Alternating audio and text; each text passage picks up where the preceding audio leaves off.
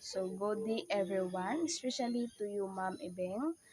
So our topic for today is all about Gestalt Psychology together with Miss Jeremy Pader.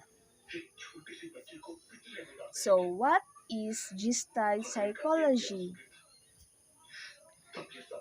It is a school of psychology founded in the 20th century that provided the foundation for the modern study of perception. Gestalt theory emphasizes that the whole of anything is greater than its part. That is, the attributes of the whole are not dissociable from analysis of the part in isolation. The word Gestalt is used in modern German to mean the way a thing has been placed or put together. There is no exact equivalent in English. Form and shape are the usually translations. In psychology, the word is often interpreted as pattern or configuration. The founders of Gestalt psychology. The first founders, Wolfgang Kohler, January 22, 1887 to June 11, 1967. He was a German psychologist, is a person who specializes in the study of mind and behavior or in the treatment of the mental, emotional, and behavioral disorders. And phenomenologist means a person who studies phenomena, things that exist and can be seen, felt, tasted, and etc., and how we experience them. Who, like Max Wertheimer and Kurt Kafka, contributed to the creation of Gestalt psychology. So, Gestalt psychology is about school of psychology founded in the 20th century that provided the foundation for the modern study of perception. During the Nazi regime in Germany, he protested against the dismissal of Jewish professors from universities as well as the requirements that professors give a Nazi salute at the beginning of their classes. So, Nazi Germany is officially known as the German Reich from 1933 until 1943. At the Greater German Reich from 1943 to 1945. It was when Adolf Hitler at the Nazi Party controlled the country, transforming it into a dictatorship. In 1935, he left the country for the United States, where Swarthmore College in Pennsylvania offered him a professor he taught with, with its faculty for 20 years and did continuing research. So, second founders, Max Wertheimer, April 15, 1880 to October 12, 1943. He was an Austro-Hungarian-born psychologist who was one of the three founders of Gestalt psychology, along with the Kurt Kafka and Wolfgang Kohler. So, Max Wertheimer is also founders of Gestalt psychology. I think there's no need to explain this one anymore because I already mentioned to you a while ago of what is a Gestalt psychology. Wertheimer obtained his PhD in 1904 under Oswald Kolfer and then began his intellectual career teaching in Frankfurt. For a short time, he left Frankfurt to work at the Berlin Psychological Institute but returned in 1929 as a full professor. Wertheimer eventually ended up at the New School for Social Research in New York, a position he held until his death. So, for everybody's additional information, PhD means he is an earned academic degree conferring the rank at the title of philosophy. Max Wertheimer is known for his work productive thinking as well as his idea of P phenomenon both contributed to his collaboration of Gestalt Psychology. Third founders, Kurt Kafka, March 18, 1886 to November 22, 1941. He was a German psychologist. He was born and educated in Berlin, along with Max Wertheimer and his close associates, Wolfgang Kohler. They established Gestalt Psychology. Kafka's interests were wide-ranging as they included perception, hearing impairments in brain-damaged patients, interpretations, learning, and the extension of Gestalt theory to development psychology. During the First World War, he worked for the military in a position that later led him to a professorship in experimental psychology. In 1927, he accepted a position at the Smith College in Northampton, Massachusetts, where he remained until his death in 1941 from coronary thrombosis. Gestalt Psychology. Gestalt theory was the initial cognitive response to behaviorism. It emphasized the importance of sensory holds at the dynamic nature of visual perception. The term Gestalt means form or configuration. Psychologists Max Wertheimer, Wolfgang Kohler, and Kurt Kafka, who studied perception, concluded that learning were not passive but rather active. Learners do not just collect information, but they actively process and restructure data in order to understand it. Factors like a past experiences, needs, attitudes, and one's present situation can affect their perception. Gestalt principles. According to the Gestalt psychologists, the way we form our perceptions are guided by certain principles or laws. These principles or laws determine what we say or make of things or situations.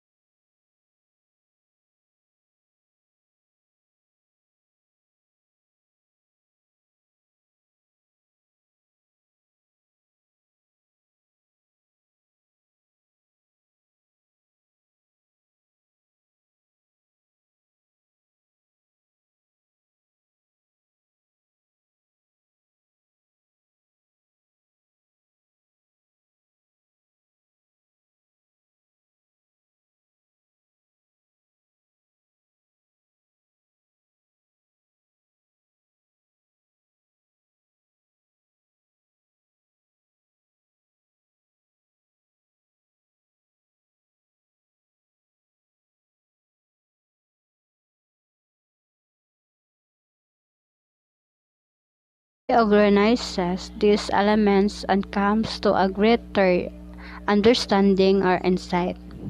Learning could occur without reinforcement, and once it occurs, no review, training, or investigation necessary.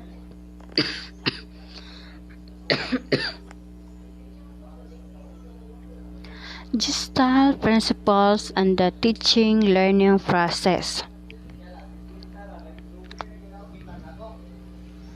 Court level theory.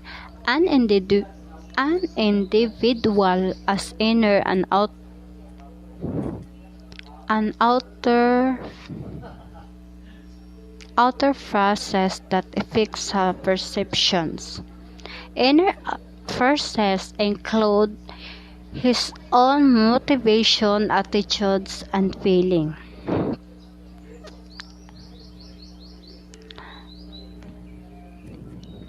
So naagud tay kuan kanang attitude, lahi-lahi gyud ta siya og kinaiya. Og lahi-lahi pud ta og mga feelings sa atong mga kaugalingon. Outer forces many include the attitude and behavior of the teacher and classmates.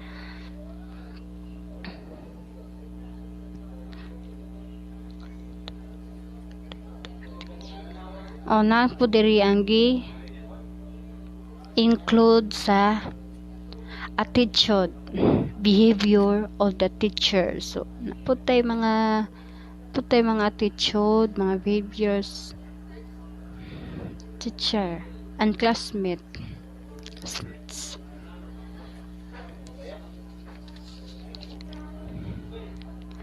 Relevance of Gestalt Psychology to education according to Marion Polito. Gestalt psychologists are focused on experiments of contact that occurs in the here and now. So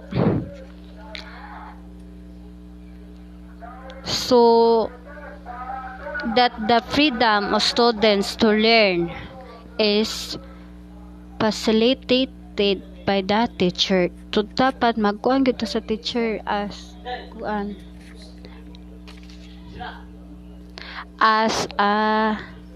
kanang magkuan gyud ta as kanang si facilitate magfacilitate gyud ta kung sa iyang kuan dapat ato gyud ang kuan nun. And text interest in the complexity of experience without neglecting anything but accepting and applying all that images. The interaction between the teacher and students is considered as essential and meaningful in sharing their ideas. O dapat mag-share sa mga ideas o sa inibala nimo i-share niyo sa imong maestra. 3. It stimulates learning as experience and the experience as a source of learning. So, it is very particular on the interaction that has occurred. 4. Knowledge is conceived as a continuous organization and rearrangement of information according to needs, purposes, and meanings. So it is focused on the level of difficulty of experience, but embracing all the experiences that image on it. So 5. Autonomy and freedom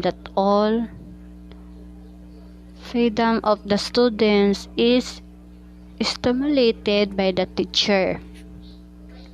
6. The contact experience between the teachers and students is given value. and uh, an authentic meaning based on the sharing ideas and affections. So, knowledge is considered as an organization that continuously rearranges according to the needs, first for purpose and meaning.